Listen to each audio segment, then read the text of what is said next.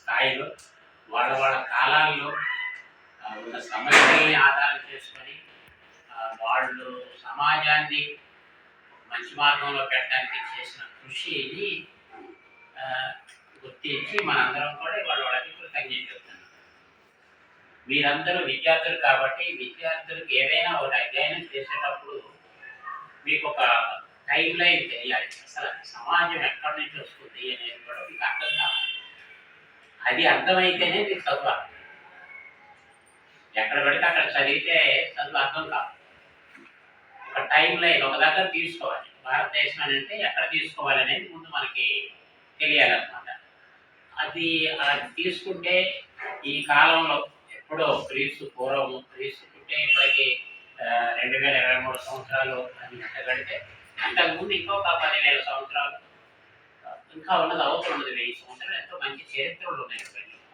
అదంతా మనకు తెలియాలి. ఎవరెవరు ఏ ఏ కాలంలో ఎట్లా జీవించారు అనేది మనకి అర్థం కావాల్సినటువంటి విషయం. అది అర్థమైతే చదువు తొందరగా అవుతుంది. అయితే ఇవాళ మనము జ్యోతిరావు పూలే గారిని చెప్పుకుంటుంటే మాట్లాడుకుంటుంటే జ్యోతిరావు పూలే గారిని డాక్టర్ బిఆర్ అంబేద్కర్ గారిని ప్రపంచము ఒక పెద్ద మేధావిగా గుర్తించింది. ప్రపంచం యుఎన్ఓ వీళ్ళందరూ కూడా ఏంటంటే ఆయన మేధావి అని చెప్పారు. యూనివర్సిటీలు వీళ్ళు సర్వే చేసి హార్వర్డ్ యూనివర్సిటీ ఇలాంటి వాళ్ళు సర్వే చేసి దగ్గర ఇలాంటిది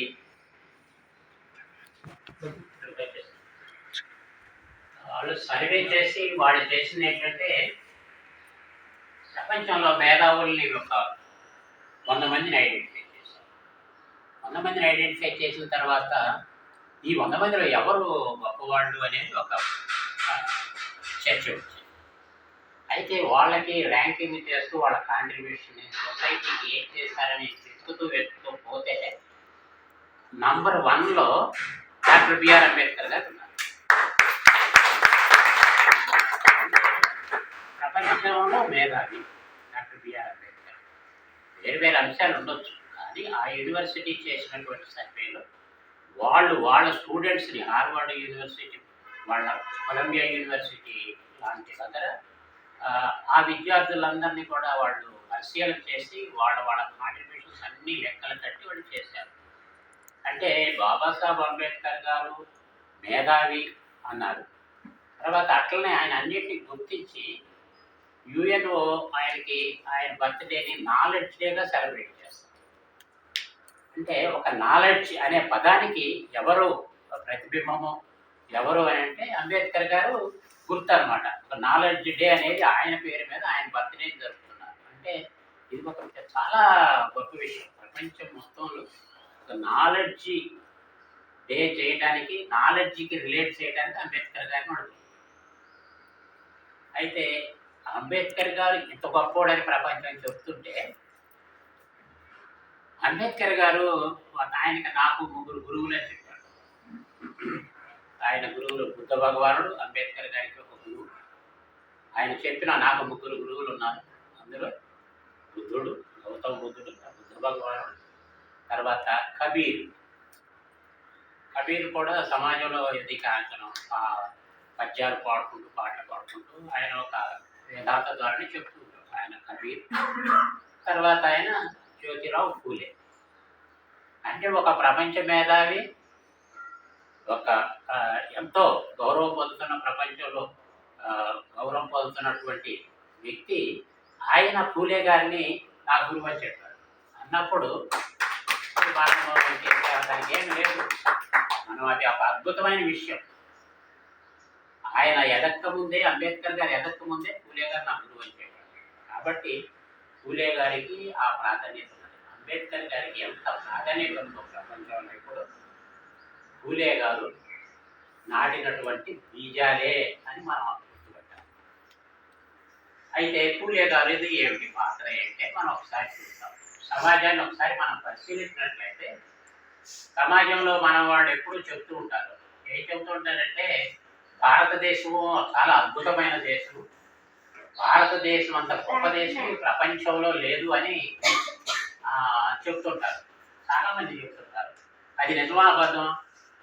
ఇవాళ మన పరిస్థితులు చూసుకుంటుంటే అన్ఎంప్లాయ్మెంట్ ఉన్నది, తిండి లేని వాళ్ళు ఉన్నారు, ఉరిపని దొరకని వాళ్ళు ఉన్నారు, అన్నీ బాగా పడుతున్న వాళ్ళు ఉన్నారు. కానీ భారతదేశం చాలా గొప్ప దేశం అని ప్రపంచం మొత్తం కొనియాడేది. ఇప్పుడు అది గొప్ప దేశం అని అందరి నోట వింటుంటారు. అయితే నిజంగానే గొప్ప దేశం అని డౌట్ మనకు కూడా వస్తుంది.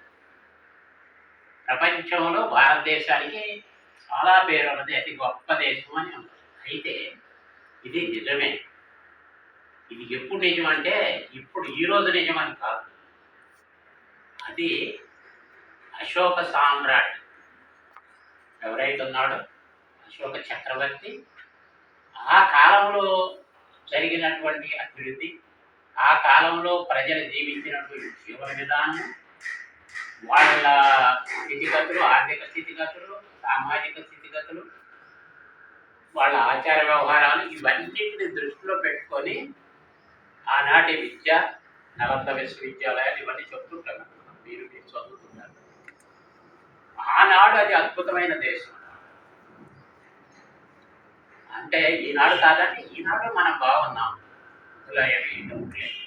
భారతదేశం బాగున్నాం. ఎందుకు బాగుంటాం అంటే ఇతర దేశాలకి, మనం ఇతర దేశాలని భారతదేశాన్ని పోల్చుకున్నప్పుడు ఆ దేశాల్లో ఉన్నటువంటి పరిస్థితులు వేరు, మన దేశంలో ఉన్న పరిస్థితులు వేరు.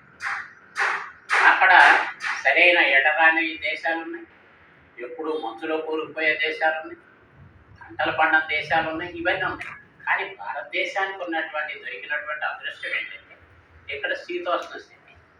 ఇక్కడ శీతోష్ణ స్థితి అంటే ఏ గ్రామంలోనైనా ఒక ఇంత గుర్లగుంటలో వరి మొక్కలు పెడితే వరి పండిపోతుంది. అది మన అదృష్టం. ఇది ఎవరో గొప్ప పనులు చేయటం కాదు. నువ్వు ఎక్కడైనా ఒక చెట్టు నాటు, అది పెరుగుతుంది. ఎక్కడైనా 4 మొక్కలు పెట్టు, అది పంట చేతికి వస్తుంది. కావలసినటువంటి సూర్యరశ్మి దొరికింది. ఎక్కడ నీళ్ల గుంటలో ఇన్ని వరి మొక్కలు పెట్టినా కానీ పండుతుంది. దానికి ఏం చేయక్కర్లేదు. అంత అద్భుతమైన దేశం. కాకపోతే దీన్ని మనం సరిగా ఉపయోగించుకుంటున్నామా లేదనేది మనం పరిశీలన చేసుకోవాలి. ఇది ఎన్నిక లేని ప్రజలు ఉన్నారు, కూలి పని దొరకని వాళ్ళు ఉన్నారు, వృత్తి లేని వాళ్ళు, అన్ఎంప్లాయ్మెంట్, ఇవన్నీ విద్య సరిగా లేకపోతే ఇవన్నీ ఉన్నాయి. కానీ ఇంత అవకాశాలు ఉన్నటువంటి దేశం మరి ఎక్కడ లేదు. కానీ మరి ఎందుకు మనం ఇంత వెనకబడుతున్నాము? ఇవాళకి కూడా ఆకలి ఉన్న దేశాల్లో మనం ఉన్నాము, పేద దేశాల్లో మనం ఉన్నాము, విద్య లేని వాళ్ళల్లో మనం ఉన్నాము, నీతి లేని వాళ్ళల్లో మనం ఉన్నాము. మనిషికి నీతి లేని తనమే పేదరికానికి కారణం అవుతుంది. మనిషి అంటే ప్రపంచం, దేశం ఎవరన్నా అలాంటిది ఉన్నది. అయితే అది సస్యశ్యామలమైన దేశము, అద్భుతమైన దేశము. అశోక సామ్రాట్ ఉన్న రోజుల నుంచి అప్పుడు ఉన్నది. అప్పుడు ఉన్నటువంటి జ్ఞానం కూడా చాలా తక్కువతో కూడుకొని ప్రతి ఒక్కళ్ళు బుద్ధుడు లాంటి కాలంలో వాళ్ళు చేసినటువంటి, అప్పుడు చార్వాకులు కానివ్వండి, ఇప్పుడు చెప్తారు వేదాలు చాలా గొప్పవి, ఉపనిషత్తులు చాలా గొప్పవి, గీత గొప్పది, ఇవన్నీ చెప్తూ ఉంటారు. గొప్ప గ్రంథాలు అవన్నీ, ఏమి ప్రామాణికం కాదు. అవన్నీ ఇతిహాసాలు అంటారు. ఇతిహాసాలు అంటే జరిగిన కథలు కాదు, చరిత్ర కాదు. అది ఒక గ్రంథ రచన చేసి రాజుల్ని సంతోషంగా ఉండటం వరకు ఆయా కాలాల్లో కొందరు ఉంటారనమాట, కవులు, పండితులు ఉంటారు. వాళ్ళు కొన్ని ఎంటర్టైన్మెంట్కి రాసి పెడుతూ ఉంటారు. వాళ్ళ ఊహకన్నింటినీ రాసేస్తారు. అవి అద్భుతంగా ఉన్న వాటిలో కొన్ని గ్రంథాలు ఉంటాయి. ఇవాళ మనం ఇతిహాసాలుగా చెప్తున్నటువంటి రామాయణం కానీ, ఇప్పుడు చెప్పేటటువంటి భారతం కానీ, ఇవన్నీ కూడా అలాంటి ఇతిహాసాల కిందకు వస్తాయి. ఆ పాత్రలన్నీ కూడా మామూలు కలుపుతాయి. అంటే మీరు చరిత్రకారులుగా మీరు గమనించాలి, ఇవి కలిపి పాత్రలు అంటే ఇతిహాసాలు. అవి అందరూ చెప్తారు ఇతిహాసాలు అని చెప్తారంటే, ఇతిహాసాలంటే నిజంగా హిస్టరీ కాదు. హిస్టరీ ఎక్కడ మొదలవుతుంది? సుమారుగా బుద్ధుడి దగ్గర నుంచే మొదలవుతుంది భారతదేశంలో. హిస్టరీ రికార్డు ఉన్న హిస్టరీ అదే. బుద్ధుడి దగ్గర బుద్ధుని అశోకుడి శిలాశాసనాలు ఉన్నాయి. అశోకుడు శిలా పరిపాలన అతను అద్భుతంగా చేసాడు. అఖండ భారతాన్ని నిర్మాణం చేశాడు అశోకుడు. అదే అఖండ భారతాన్ని ఇప్పుడు చెప్పేది కూడా. ఆనాటిదే పెద్ద దేశం, ఆఫ్ఘనిస్తాను, ఇరాన్, ఇరాక్, ఈ ప్రాంతాల వరకు, ఇటుపక్క వెస్టర్న్ కంట్రీస్ వరకు ఇవన్నీ కూడా ఆయన ఆధీనంలో ఉన్నాయి ఆ రోజు. కాబట్టి అది పెద్ద దేశంగా ఉండేది. తర్వాత అశోక సామ్రాట్ రాజ్యము ఆ రోజున కూడా మనంట చెట్లు నాటించడం, బావులు తవ్వించడం ఇవన్నీ చెబుతుంటారు. ఏం చెట్లు నాటిస్తాడంటే ఆ రోజులు ఉన్నదే కాలినడకని పోతూ ఉండేవాడు రోడ్డు నిండా. వాళ్ళకి కొంచెం నీడ, చల్లటి గాలి, తర్వాత బావులు తవ్వించిందంటే అక్కడ విశ్రాంతి తీసుకోవడానికి ఇట్లా చేస్తూ ఆయన పరిపాలనని గొప్ప చెప్పారు. ఆ రోజుల్నే మనము ఇవాళ కూడా గొప్పగా చెప్పాం. దాని తర్వాత వచ్చిన రాజుల్లో చాలామంది గుప్తులు లాంటి వాళ్ళు వచ్చిన తర్వాత స్వర్ణయుగం అని కూడా చెప్పారు. దేనికి స్వర్ణయుగం? దేశానికి స్వర్ణం దొరికిందంటే దేశానికి స్వర్ణం దొరకలేదు. ఒక ఆలోచన విధానం కలిగిన వాళ్ళందరూ కూడా ఒక హైందవ ధర్మాన్ని ప్రబలం చేస్తూ దాన్ని ప్రచారం చేస్తూ బుద్ధుని కాలంలో లభించినటువంటి సౌకర్యాలు బుద్ధుని కాలంలో వాళ్ళు చాలా కోల్పోయారనమాట.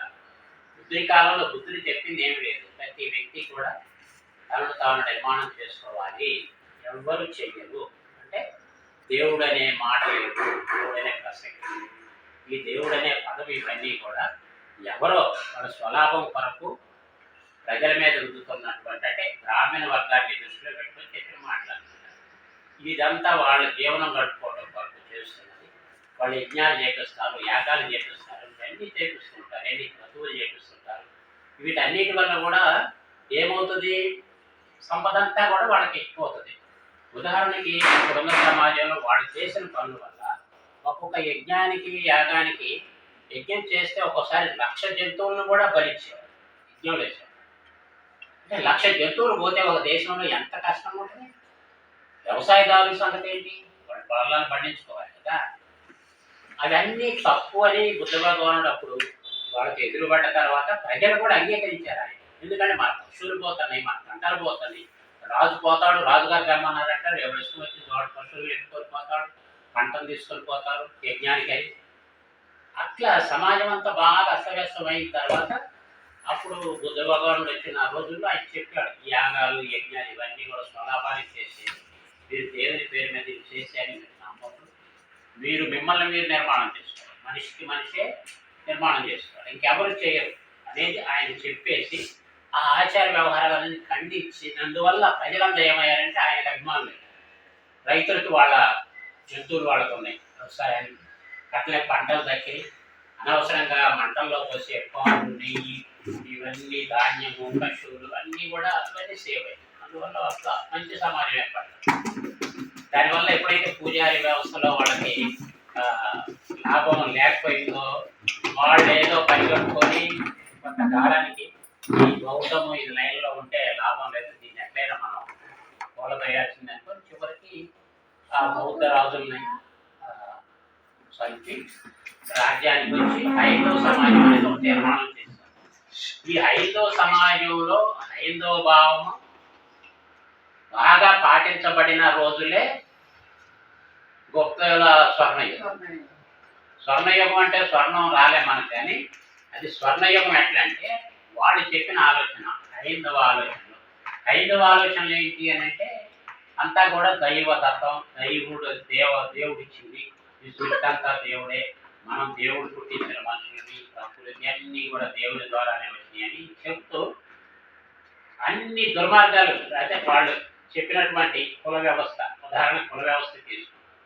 కుల వ్యవస్థలో అంటే ఆ హైందవ జీవనంలో వాళ్ళు చెప్పింది ఏంటంటే మనుషులందరూ సమానం కాదు, గొప్ప గొప్ప వాళ్ళు పుణ్యాలు చేసిన వాళ్ళు గొప్ప కులాల్లో పుడతారు, పాపాలు చేసిన వాళ్ళు చెడ్డ కులాల్లో పుడతారు, లేకపోతే ఒక ఉన్నత కులము, ఒక అట్టడి కులం, అంటరాని కులం అని ఇట్లా చేస్తూ వచ్చారు. అంటే అది మీ అందరికీ ఆ స్ట్రక్చర్ తెలుసు, వ్యవస్థనే ఏ విధంగా చేశారని తెలుసు. బ్రాహ్మణులు అంటే ఉత్తములని, వాళ్ళ కింద క్షత్రియులని, వాళ్ళ కింద వైశ్యులని, దాని కింద మిగిలిన వాళ్ళు. ఇక్కడ బ్రాహ్మణ, క్షత్రియ, వైశ్య కాకుండా మిగిలిన వాళ్ళందరూ కూడా శూద్రులే. అది సమాజం. ఆ సమాజం అద్భుతంగా ఉన్న స్వర్ణయుగం అది. అంటే శూద్రుడు మరి ఏమిటి అంటే శూద్రుడికి వాళ్ళు మనుషులకి సమానం కాదు. ఉన్నతమైన వాళ్ళు ఎవరు బ్రాహ్మణుడికి కొన్ని సౌకర్యాలు, క్షత్రియుల సౌకర్యాలు, వైశ్యుల సౌకర్యాలు. కానీ శూద్రులకి ఏ సౌకర్యాలు లేవు. బ్రాహ్మిన్స్ చదువుకోవచ్చు, చదువు చెప్పవచ్చు. క్షత్రియులు చదువు నేర్చుకోవచ్చు, వైశ్యులు చదువుకోవచ్చు, ఇప్పుడు వ్యాపారం చేస్తారు. శూద్రులకి విద్య లేదు, చదువుకోకూడదు ఫస్ట్ నియమము. వాళ్ళకి ఆస్తిపాస్తులు ఉండకూడదు రెండో నియమము. వాళ్ళు సరైన బట్టలు వేసుకోకూడదు మూడో నియమము. తర్వాత వాళ్ళు సరైన పేర్లు ఉండకూడదు. పేర్లు కూడా గౌరవంగా శ్రీరామచంద్రమూర్తి లాంటి పేర్లు మనం పెట్టుకోవడానికి లేదన్నమాట. ఏముంటుంది, ఎవరు పెంటయ్య, పిచ్చయ్య, అచ్చిగాడు, లచ్చిగాడు ఇట్టే అట్లాగే ఉంటేనే అది అంగీకారం, లేకపోతే కాదు. అలాంటి అంటే ఒక ఒక మనిషి పేరు పెట్టుకోవడానికి కూడా వాళ్ళు అంగీకరించలేదు సొసైటీ. అంటే మెజారిటీ ఆఫ్ ద పీపుల్ మీరు చూసేటటువంటి కమ్మ, రెడ్డి వీళ్ళందరూ ఉన్నారు కదా, వీళ్ళందరూ కాపులు కానీ మిగిలిన కులాలన్నీ పేద కులాలు దాకా తీసుకుంటారు. వీళ్ళందరూ శూద్రులే. వీళ్ళందరికీ విద్య వద్దు అని ఒక్కడే బ్రాహ్మణుడు ఒక్కడే విద్య నేర్చుకుంటున్న కాలం అద్భుతమైన స్వర్ణయుగం. ఆ స్వర్ణయుగం కూడా దాటి ఇవాళ మనం డెమోక్రటిక్ కంట్రీకి వచ్చాము. డెమోక్రటిక్ కంట్రీలు అంటే వాటన్నిటికీ ఏం చెప్పారంటే ఇది దైవదత్తము, కులం అనేది దైవదత్తము. మను అనే ఆయన మనుధర్మ శాస్త్రం అని రాశారు. ఆ మనుధర్మ శాస్త్రం ఎప్పటి వరకు అమల్లో ఉన్నది అని అంటే మన కాన్స్టిట్యూషన్ రాసుకునేంత వరకు కూడా అమలు. ఇప్పుడు కూడా అమల్లో ఉంది కానీ అధికారంగా అమలు లేదు. అప్పుడైతే అధికారికంగానే అమల్లో ఉన్నది.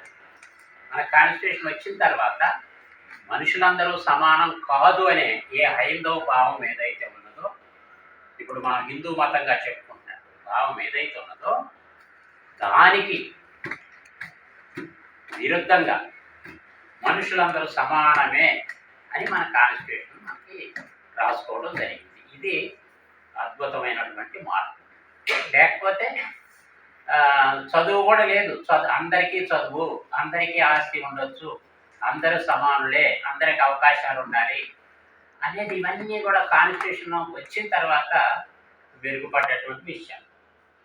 అయితే ఈ పూలే గారి దగ్గరికి వెళ్ళేటప్పటికల్లా అప్పుడున్న సమాజాన్ని చూసుకుంటే ఇప్పుడు నేను చెప్పినటువంటి చట్ట సాంప్రదాయాలు ఏవేమో మాట్లాడుతున్నామో అవన్నీ కూడా పూలే గారి టైంలో.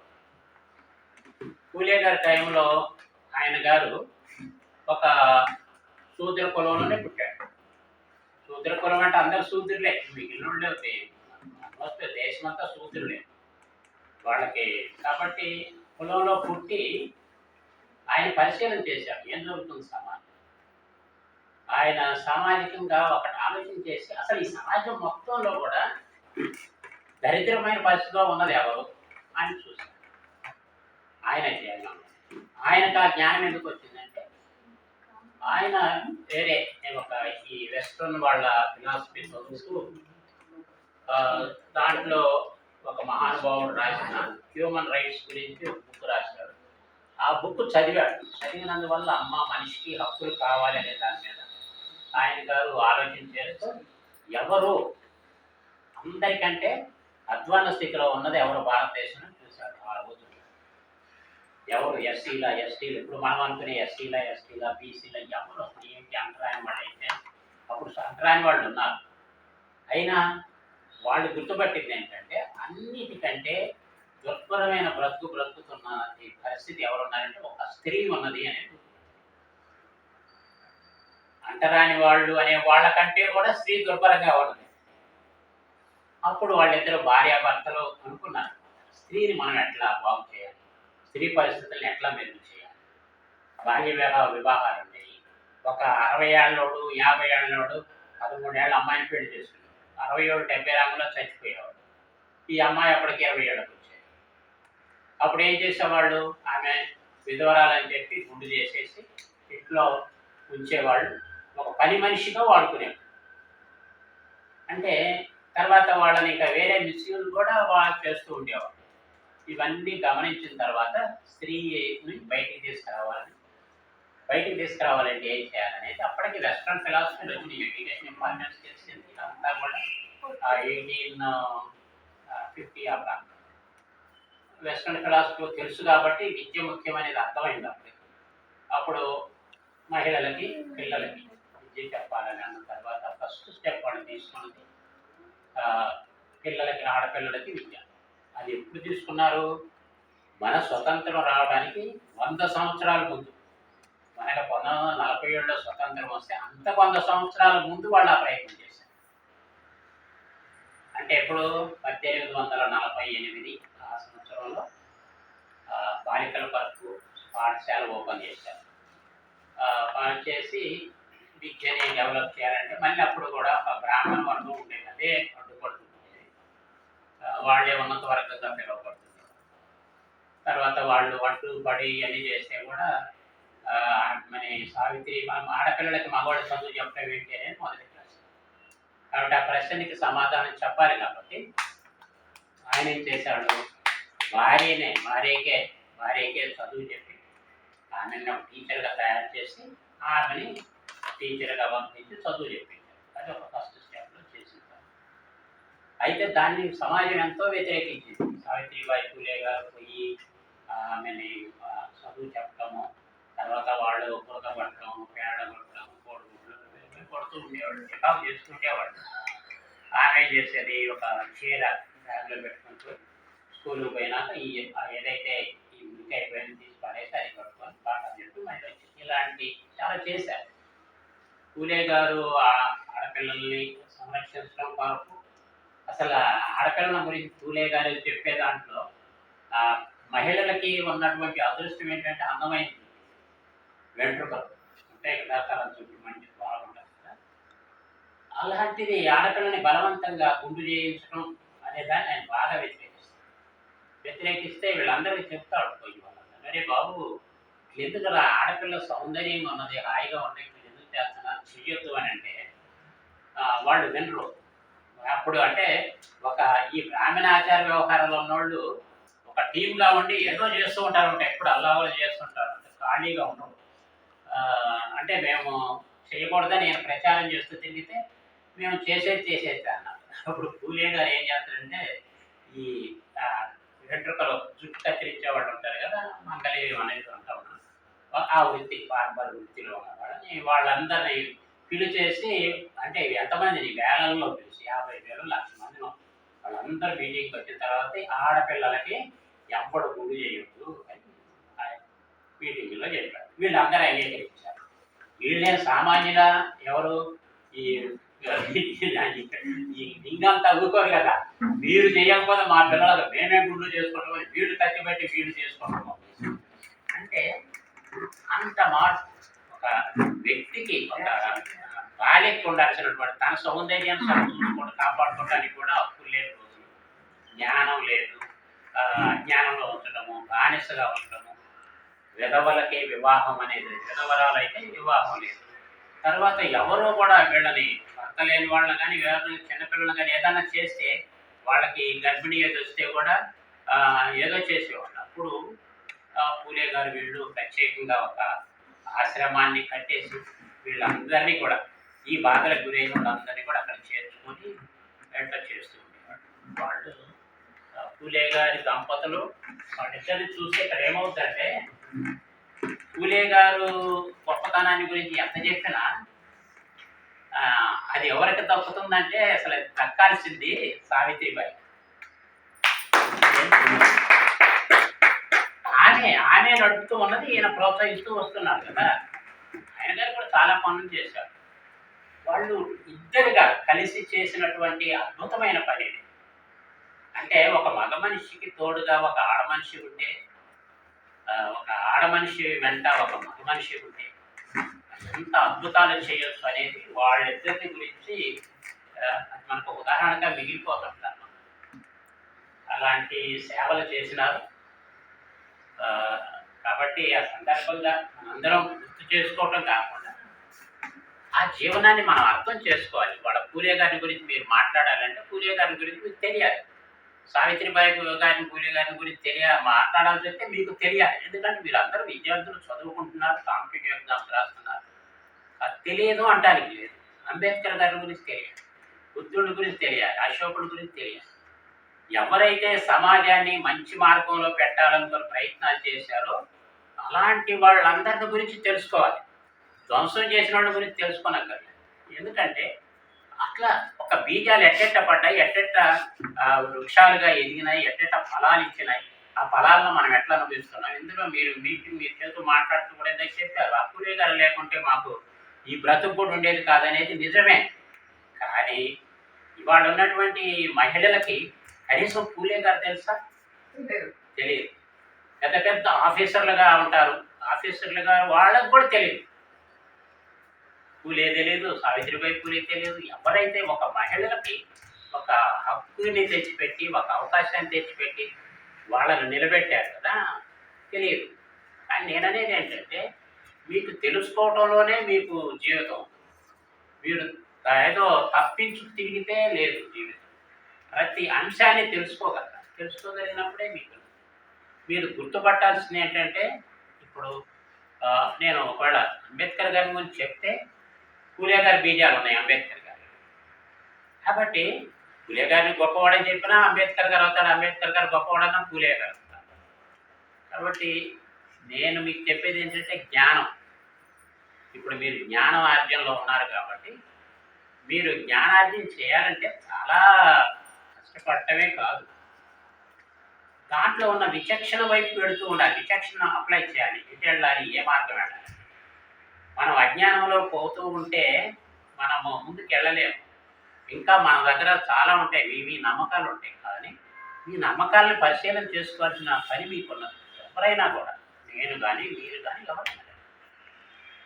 ఇప్పుడు దేవుడు అనే భావంలో కొందరు ఉంటారు. ఏదో నల్లదారం కాళ్ళ కట్టుకొని తిరిగేవాళ్ళు, లేకపోతే ఏదో చేతికి ఇది కట్టుకొని తిరిగేవాళ్ళు. ఇవన్నీ ఏంటి? మీ బలహీనతలకు గుర్తు. మీకు శక్తి లేదు, నాకు ఆ నల్లదారం కడితే ఏదో శక్తి వస్తుంది, చేతికి ఏదో దారం కడితే వస్తుంది, లేకుంటే నేను పోయి ఆడపోయి దండం పెడితే వస్తుంది. రాదు శక్తి. శక్తి నువ్వే, నిన్ను నువ్వే నిర్మాణం చేసుకో. శక్తి దారాలతో రాదు, ప్రార్థనలతోనూ దండాలతోనూ రాదు. నువ్వు చదవాలి, నువ్వు కృషి చేయాలి, నువ్వు అక్షరం అక్షరం పేర్చుకోవాలి. నువ్వు అక్షరం అక్షరం నిర్మాణం చేసి దాన్ని నువ్వు గుర్తుపట్టగలగాలి. ఇందులో ఏది ప్రధానమైనది, ఏది కరెక్ట్గా నిలబడింది. నేను అది వాళ్ళ దెయ్యం ఉందని నమ్ముతాననుకో, అది మీనింగ్లెస్సే. నువ్వు ఎప్పుడు చూడలేవు దెయ్యాన్ని. అదేవిధంగా ఇక్కడ దేవుడు అన్నామనుకో, చూడలేము మనం. దేవుడు అంటే మంచివాడు అని అనుకోవాలి. మనం మంచివాడిని దేవుడు అన్నాం, అందులో తప్పు లేదు. దేవుడు అనేవాడు మనకి బాధలో ఉంటే ఓదార్పిస్తాడు. అలాంటి ఆలోచనలు బాగానే ఉంటాయి, కానీ ఫలితము ఏ విధమైనది ఉండదు. గుర్తుపట్టాలి. నేను దేవుడు లేడని చెప్పడానికి ఇక్కడ మీకు చెప్తాను, మీ ఇష్టం. అనేది ఏంటంటే ఏదైనా అవుట్పుట్ రావాలి. నీకు దండం పెడితే మనశ్శాంతి వస్తుంది, తప్పు లేదు. నీకు బాధగా ఉంది, పోయి దండం పెట్టుకొని కూర్చోండి. ఏంటి దండం పెట్టుకుంటావో కూర్చో, కానీ నీకు మనస్సుకే ప్రశాంతత దొరుకుతుంది. కానీ మిగిలినటువంటి ఎలాంటి ఫలితాలు బయటికి రావు. కాబట్టి అలాంటి విచక్షణ తెలుసుకో. నిన్ను పని ఎన్ని వదిలేసుకోమంటలే, తెలుసుకో, అర్థం చేసుకో. ప్రతి దగ్గర నిన్ను నువ్వు ఆలోచన చేసుకో. నేను ఎటు పెడుతున్నాను, అనవసరమైన వాటి మీద నీ సమయాన్ని పెట్టు. జ్ఞానార్జన అనేది అన్నింటికంటే ఉత్తమమైంది. జ్ఞానంతో పాటు విచక్షణ కూడా ఉండాలి. ఎందుకంటే ఎక్కడో దెయ్యం ఉన్నది అనేది ఒక జ్ఞానం సంపాదించిన, ఎంత సంపాదించినా దానివల్ల ఎలా, అందులో విచక్షణ ఏమి లేదు. ఓకే, ఒక ఆలోచనే ఉంటుంది. ఆలోచన కాదు, మంచి ఆలోచన మంచి కార్యరూపం దాల్చాలి, అప్పుడే అద్భుతంగా ఉంటుంది. కాబట్టి మీరేంటంటే, నేను ఒక్కటే మాట, నేను ఇక్కడ నిలబడ్డాను అంటే నేను ఒక పేద కుటుంబం నుంచి వచ్చాను. పేద అంటే ఎంత పేద అని అనుకోవచ్చు. ఎంత పేదోళ్ళు ఉంటారు చెప్పండి? వాళ్ళకని తెలుసా పేదరికంలో ఎంత పేదోళ్ళు ఉంటారు? పేదరికంలో పేదోళ్ళు అంటే ఎవరు? మరీ పేదోళ్ళు అంటే ఎవరు? ఒక్క పూట కూడా అన్నం దొరకని వాడు.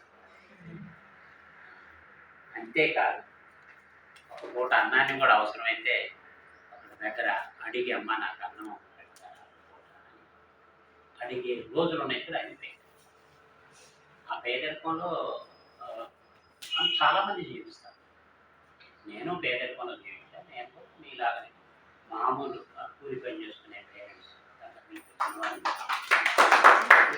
కూలి పని చేసుకునేటటువంటి పేరెంట్స్ అయితే నాకు దొరికిన అదృష్టం ఏంటంటే ఒక రకంగా తల్లిదండ్రులు లేరు. అంటే మా అమ్మాయి 6 ఏళ్ల వయసులో చనిపోయింది. అమ్మాయి లేకపోతే ఇంకేం లేనండి కదా. అట్లనే మా నాన్న కూడా ఆల్మోస్ట్ ఆరోగ్యంగా ప్రార్థన అంటే అలాంటి వాడు అంటే అనాథ అంటారు కదా. అనాథ అనాథ అక్కడి నుంచి ఇక్కడ వరకు హైదరాబాద్ వరకు వచ్చాడు. గ్రామంలో ఉన్నటువంటి ఒక అనాథ అక్కడి నుంచి ఇక్కడ వరకు వచ్చాడు. వచ్చిన తర్వాత నాకు అక్కడి నుంచి ఇక్కడ వరకు వచ్చిన నా ప్రయాణం మొత్తంలో నేను అదృష్టంగా భావించేది ఏంటంటే నన్ను ఒత్తిడి చేసి ఎక్కడికో ఒక అజ్ఞానం వైపుకో, ఒక మూఢాచారం వైపుకో, ఒక ఆచారం వైపుకో, ఒక దేవుడి దగ్గరకో, ఒక దైవం దగ్గరకో, ఒక మంత్రం దగ్గరకో నన్ను బలవంతంగా తీసుకెళ్ళడానికి తల్లిదండ్రులు లేకపోవడమే నా అదృష్టం. నేను స్వేచ్ఛగా నేను ఆలోచించుకున్నాను. వ్యక్తిగా నన్ను నేను నిర్మాణం చేసుకున్నాను. నేను ఏది సత్యం అనుకున్నాను దాని వైపు నడిచాను. ఇది మంచిది, మంచి వైపు నడిచేవాడిని. ఇది చెడు అటు వెళ్ళేవాడిని కాదు. గొప్ప చదువు చదివి గొప్పగా అయినా అని కాదు. ఏదో పెద్ద ఇంజనీర్ అట అని అంటే ఇంజనీరింగ్ ఆ రోజుల్లో మా ఊర్లోనే ఇంజనీర్ ఉండేవాడు. ఒక చుట్టుపక్కల ఊర్లు ఎన్నో కలిపి ఒక ఇంజనీర్ ఏదో డాక్టర్. మరి ఆయన ఎట్లా అంటే బాగా ఏదో చదివి బాగా పెద్ద తెలియకల్లోడు అని కాదు. ఒక పద్ధతిగా స్కూల్కి వెళుతూ రెగ్యులర్గా ఉంటూ ఏదో చేసుకుంటుంటే మన జీవితం గాడిలో పడేది. ఇవాళ పరిస్థితి కదా, ఆ రోజు పరిస్థితి. అయితే నాకు స్వేచ్ఛగా నాకు ఆలోచించుకునే అవకాశం దొరికింది. తల్లిదండ్రులు లేరనే నష్టం ఏదైతే ఉందో ఆ నష్టంలో నుంచి నాకు దొరికిన అదృష్టం ఏంటంటే నన్ను బలవంతంగా తీసుకెళ్ళి ఒక దగ్గర జీతానికి పెట్టలేదు. అదే కదా, తండ్రి జీతానికి పెడితే నువ్వేం చేస్తాం? జీతానికి పెట్టలేదు ఒకటి. తర్వాత బలవంతంగా తీసుకెళ్ళి ఒక నమ్మకం మీద ఏదో ఒక మత నమ్మకం, అది హైందవ కావచ్చు, క్రిస్టియానిటీ కావచ్చు, ఇస్లాం కావచ్చు, ఇంకోటి కావచ్చు, వాళ్ళ ఆచారాల్లో ఉండి మనల్ని అందులోనే ఉండమని చెప్పి ఒక ఆచారాల్లోకి నెట్టలేదు. ఎందుకంటే నెట్టేవాళ్ళు లేడు. కాబట్టి నాకు ఒక అదృష్టం కూడా కలిసి వచ్చింది ఏంటంటే నేను స్వతహాగా ఆలోచించుకోవడం, మంచి చెడును గుర్తుపట్టడం, మంచి వైపు నడవడం, చెడు అనుకున్న దానికి దూరంగా ఉండడం. ఈ ప్రయాణం చేసుకుంటూ వచ్చి హైదరాబాద్కి ఇక్కడ ఇంజనీరింగ్ చేశాను, MBA చేశాను, ఒక మ్యారేజ్ చేసుకొని ఇల్లు కట్టుకొని ఇవన్నీ ఉద్యోగం ఇవన్నీ చేసిన తర్వాత స్వేచ్ఛగా ఏమిటి మంచిది అంటే నాకు కొందరు సహాయం చేశారు. సహాయం చేయడం అనేది, ఎదిగే వాళ్ళకి సహాయం చేయడం అనేది ఒక మంచి విషయంగా భావించి ఇలాంటి ఒక సెంటర్ చేసుకొని నా జీవితాన్ని మామూలుగా నాకు నచ్చిన విధంగా గడుపుకుంటూ వస్తున్నాను. నా జీవితంలో నేను గమనించింది ఏంటంటే ఎదుగుదలకి పరిస్థితులు సహకరించాలి. ఒకటి, పరిస్థితులు సహకరించకపోతే ఇప్పుడు ట్రైన్ ఎక్కుదాం అనిపోతే ట్రైన్ అందకపోతే నువ్వేం చేయలేవు కదా, మిస్ అయిపో. అట్లనే పరిస్థితులు అనుకూలించాలి. మన వంతు మనము కృషి చేయాలి. అది చేసుకుంటూ రీజనబుల్గా జీవించి వచ్చాను. కాబట్టి ఇప్పుడు వీళ్ళందరూ మహానుభావులుగా వాళ్ళ బుద్ధ భగవానుడు ఒక గొప్పవాడని అనుకోగలగడం, పూలే గారు గొప్పవాడని, సావిత్రిబాయి చాలా గొప్పదని, అంబేద్కర్ గారు ఎందుకు గొప్పదని, ఇదంతా ఏంటంటే వీళ్ళు వేరే వాళ్ళ బ్రతుకులకి కొంత అండగా నిలిచారు.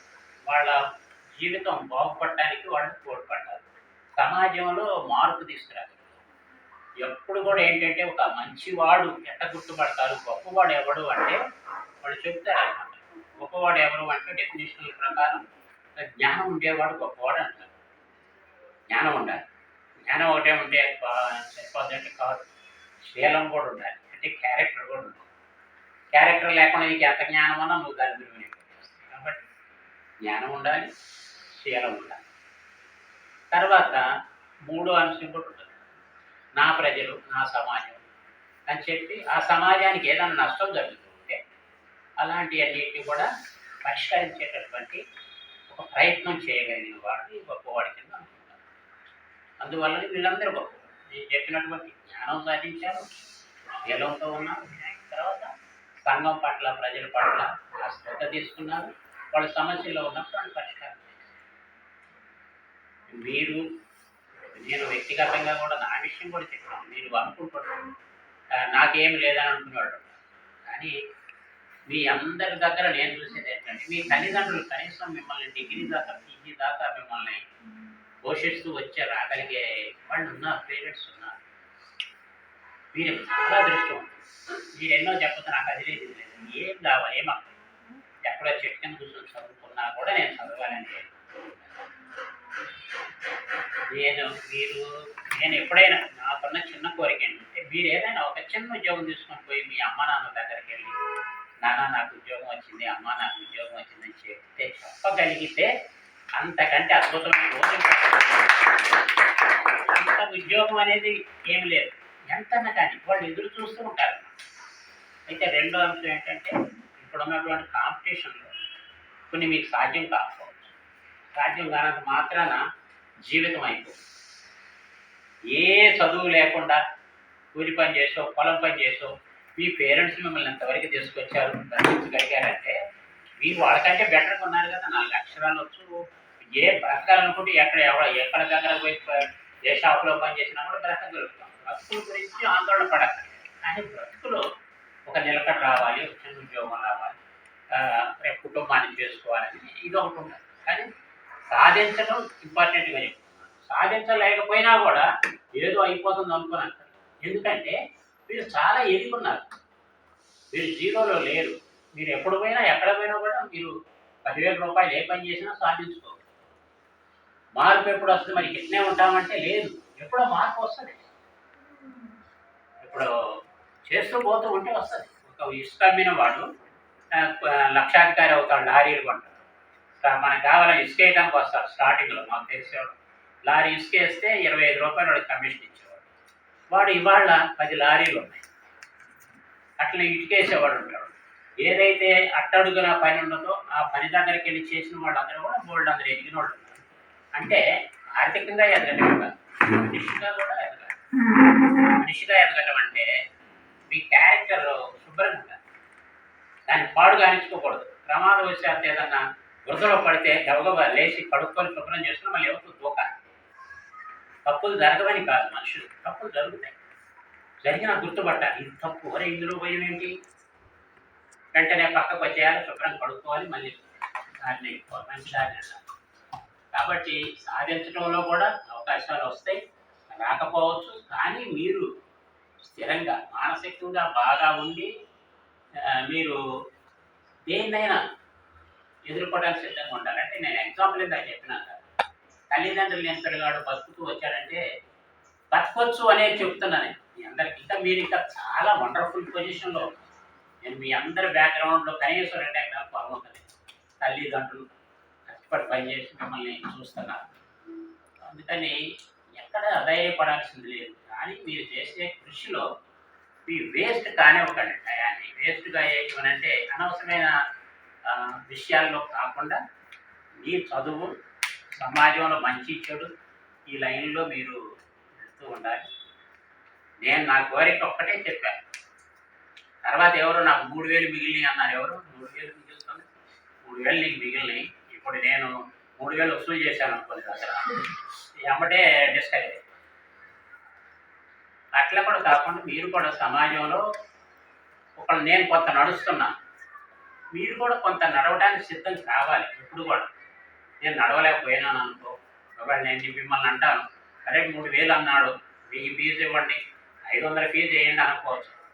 నెలకి ఇది ఒక 300-400 ఇవ్వండి అంటే ఇవ్వడానికి మీరు సిద్ధం కావాలి. నేను ఎట్లా షేర్ చేసుకుంటున్నాను, మీరు కూడా బర్డన్ని షేర్ చేసుకోవడానికి ప్రిపేర్ కావాలి. అట్లా అయినప్పుడే సమాజం డెవలప్ అవుతుంది. లేకపోతే ఏమవుతుందంటే జనం డిస్కరేజ్ అయిపోతుంటారు ఎక్కడికక్కడ. అట్లా కాదు, మీ వంతు మీరు కృషి చేయాలి, మా వంతు మేము కృషి చేయాలి. ఎవరు చేతనైంది వాళ్ళు చేసే స్వభావాన్ని అలవర్చుకోవాలి. అది తర్వాత నా కోరిక ఒక్కటే మీకు చెప్పాను, మీరు ఏదో చిన్న సంపాదించండి ఉద్యోగం, పోయి తల్లిదండ్రుల దగ్గరికి చెప్పండి, అమ్మా నాకు ఉద్యోగం వచ్చిందమ్మా అంటే చాలు. చిన్న ఉద్యోగం అయినా చాలు, అది రేపటి అనుకోవడం. ఒకవేళ కాకపోయినా కూడా స్థిరంగా మీరుంటే, పడుకొని ఉంటే ఏదో ఒకటి వస్తుంది. మార్పు అనేది ప్రకృతిలో చాలా ఒక సహజమైన గుణం. ఎప్పుడు ఉన్నట్టే ఉండదు. ఇవాళ సంతోషంగా ఉన్నవాడు రేపు అట్నే ఉండడం లేదు, ఇవాళ ఆరోగ్యంగా ఉన్నవాడు రేపు ఉండడం లేదు, లేకపోతే ఇవాళ బాగలేనివాడు రేపు బలవంతుడు కావాలని లేదు. కాబట్టి ప్రతిదీ మార్పు సహజము. మార్పు పాజిటివ్గా జరగవచ్చు, నెగిటివ్గా జరగవచ్చు. కానీ మనం పాజిటివ్గానే మార్పు వచ్చేలాగా ప్రయత్నం చేయాలి. అవకాశం ఉన్నవాళ్ళు ఆ మార్పుకి కొంచెం తోడ్పాటు అందించాల్సిన బాధ్యత తీసుకోవాలి. కాబట్టి నా చివరికి మీకు చెప్పాను. నేను మిమ్మల్ని అడుగుతూ ఉంటాను ఇక్కడ, ఏంటి అదేమిటి, లైట్ ఎందుకు వేశారు, ఫ్యాన్ ఎందుకు వేశారు, ఎండలో ఎందుకు అంటుంటాను. మీరు నన్ను తిట్టుకుంటూనే ఉంటారు. అది మామూలు విషయం, పర్వాలేదు. అది అది మీరు కూడా కోఆపరేట్ చేసి అందరం కలిసి నడుద్దాం. నాకేం ప్రత్యేకంగా మీ దగ్గర నుంచి నేను ఆశపడేది మీరేదా మీ తల్లిదండ్రులకి ఎంత అవుట్పుట్ చూపిస్తారేమో అనేది ఒకటే. నాకేమీ వచ్చింది, నా బ్రతుకు బాగానే ఉంది, నా పిల్లలను చదివించుకున్నాను, పెళ్లి చేశాను, ఇల్లు కట్టుకున్నాను, నాకు హ్యాపీ. ఒక ప్యాంటు షర్ట్ హైదరాబాద్ వచ్చినప్పుడు బ్రహ్మాండంగా ఉన్నాడు. ఎంతకంటే ఏమి ఉండదు. ఎంత అనుకుంటారు అది ఉంటే బాగుంటుంది అంటే అవన్నీ కూడా అవసరాలు కాదు, అవన్నీ నిజాలు కాదు. ఏది 4 కార్లు 2 కార్లు ఇది ఆ గొప్పతనం ఈ గొప్పతనం, గొప్పతనం ఏమి లేదు. మనుషులతో కలిసి జీవించడమే గొప్పతనం. ఉన్నది అనుకుంటుంటారు. మందితో ఉండాలి, వాళ్ళు నవ్వుతుంటారు, మనం నవ్వాలి. వాళ్ళు బాగుంటే మనం చెప్తుంటారు, కూడా వదాల్చుకోవాలి. ఆ విధంగా మనం చేసుకోవాలి. అంటే అందులోనే హ్యాపీనెస్ ఉంటుంది. నేను మిమ్మల్ని కోరుకునేది చిన్న కోరిక మీ కుటుంబానికి మీరు పనులు చేసుకోండి, మీ పిల్లలకు మీరు మార్గదర్శకత్వం అవుతారు. అనేది ఒక చిన్న ఆశపడుతూ ఉన్నాను. ఇవాళ పూజ గారి జన్మదిన సందర్భంగా సావిత్రిబాయి గారిని మేము మార్నింగ్ మెడిటేషన్ చేస్తాం. మేము కొన్ని పేర్లు ఫస్ట్ చేసే పని ఏంటంటే మెడిటేషన్ స్టార్ట్ చేసే ముందు మహానుభావులందరికీ వందనాలు చెప్పుకుంటాం. వాళ్ళలో జ్యోతిరా పూలే గారు ఉంటారు, సావిత్రిబాయి ఉంటారు, ఉన్న మా 10 పేర్లతో వాళ్ళు ఉంటారు. వాళ్ళకి వందనాలు చెప్పుకున్న తర్వాత ఏదైనా వందనం చేసుకొని మెడిటేషన్ స్టార్ట్ చేస్తాం. రోజు చెప్పుకుంటాం. అదే ఇవాళ మార్నింగ్ కూడా చెప్పుకున్నాం. ఇంతటి మహానుభావుల్ని మనం గుర్తుపడితే చాలు, అదే సగం పని అయిపోయినట్టు. ఏది మంచి ఏది చెడని గుర్తుపడితే సగం పని అయిపోయింది. ఎందుకంటే తప్పుదారిలో వెళ్ళాం. ఇలాంటి వాళ్ళని గుర్తుపెట్టుకొని మనసులో పెట్టుకుంటే మనం జనరల్గా అభివృద్ధి చెందుతాం. ఏదో అనవసరమైన వాటిని గుర్తుపెట్టుకుంటాం. కాబట్టి వాళ్ళ పేరు మీద ఇవాళ మనందరం కలిసి మనం మాట్లాడుతున్నాం. మీరు చాలామంది కూడా మీ అభిప్రాయాలు చెప్పిన వాళ్ళు ఉన్నారు, చెప్పని వాళ్ళు ఉన్నారు. చెప్పిన వాళ్ళు ఒక పదంలో చెప్పిన వాళ్ళు ఉన్నారు, ఒక వాక్యంలో చెప్పిన వాళ్ళు ఉన్నారు. మీరు ఎందుకు చెప్పలేకపోతున్నారు అంటే నేను చెప్తున్నాను, మీరు చదివింది నాకు ఎక్స్ప్లెయిన్ చేయండి అని అడుగుతున్నాను మిమ్మల్ని. మీరందరూ నేను వచ్చినప్పుడు తక్కువ తిరుగుతున్నాను. అట్లా కాదు, ఒకరోజు పెట్టాను, ఫ్రైడే రోజు ఏదో పెట్టాను, నేను ఇది చదివాను చెప్పు, ఏమవుతుంది?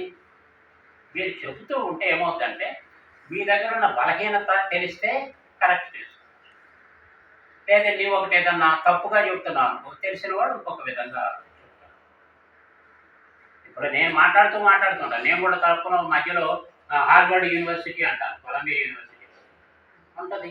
తర్వాత గుర్తుపెట్టారే కాదు, ఏంటి హార్వర్డ్ అంటున్నాను అని వస్తుంది. అట్లా అందుకని తోడు అందరితో షేర్ చేసుకుంటే మనలో ఉన్నటువంటి ఒకటి ఎప్పుడు ఒక తప్పు ఉంటుంది, ఆ తప్పే చేస్తూ ఉంటాం. ఇంగ్లీష్ పదం కూడా తప్పే రాస్తుంటాం ఎప్పుడు. అది గుర్తుపట్టిన తర్వాత అది మరి కరెక్ట్ చేస్తాం. దానికి 10 సంవత్సరాలు కూడా రాదు. కాబట్టి మీరు వారంలో ఒకరోజు మీరేం చదువుతున్నారు, నేను ఇది చదువుతున్నాను, నాకు ఎట్లా ఉన్నది, ఈ విధంగా ఉన్నాను నేను, నువ్వు ఎందుకు చెప్పవు? అట్లా ఒక డే డిసైడ్ చేసుకోండి. ఒక రోజున ఒక పూట అంతా అందరం కూర్చోవాలి. నేను మీ అందరికీ చాయ్ బిస్కెట్ ఇస్తాను. ఆ రోజున మీరేం చదివారో చెప్పాలి. అర్థమైందా? పెట్టుకోండి. ఒకటే ఫ్రైడే ఆఫ్టర్నూన్ అనుకోవాలి. అనుకొని వచ్చేసి ఎవరెవరేం చదువుతుంది. సురేష్ని అప్పుడప్పుడు అడుగుతాను, సురేష్ నువ్వు ఏం చదువుతున్నాడు? సురేష్ నాకు బ్రహ్మాండంగా మ్యాథ్స్ చెప్తాడు. ఈక్వేషన్స్ ఏంటి, ఏ లెవెల్ ఈక్వేషన్ ఏంటి అని చెప్పుకుంటూ ఉంటాడు. ఇంగ్లీష్ చెప్తాను. నేనేమంటానంటే రా నా దగ్గర కూర్చుంటే ఆయన వస్తాడు చెప్తాడు. అందరూ అంతే చెయ్యాలి. చేస్తేనే ఇప్పుడు ఒక్కడే చదివిన దానికన్నా 10 మంది చదివి చర్చించుకుందానికి తేడా. 10 మంది చదివింది మనం వింటే అదంతా మనకి కొంతైనా వస్తుంది. మనం ఒక్కళ్ళమే అంతా చదవాలంటే చదవలేము. కష్టం. అది. కాబట్టి మీరు చెప్పండి, మాట్లాడండి. ఏం చేస్తున్నారో, ఏం చదివారో చెప్పండి. అది పద్ధతే కాదా మళ్ళీ మనలో మనమే చర్చించుకోవచ్చు. తర్వాత మీకు ఏదైనా సమస్యలుంటే నా దృష్టికి తేవాలనుకుంటే తీసేయమని. ఏదైనా సమస్యలుంటే నా